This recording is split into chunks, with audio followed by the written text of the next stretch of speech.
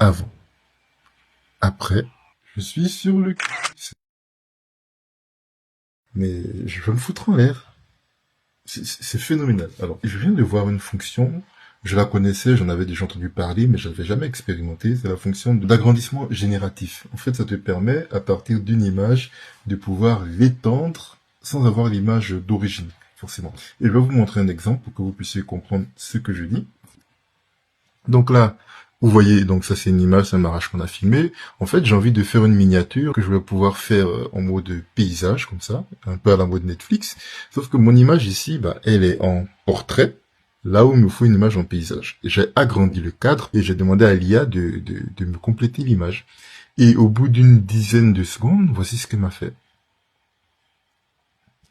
Et donc, oui, effectivement, si tu veux regarder dans les détails, donc bon, déjà sur le banc, il y avait une personne, mais je l'ai enlevé, donc ça c'est déjà pas mal.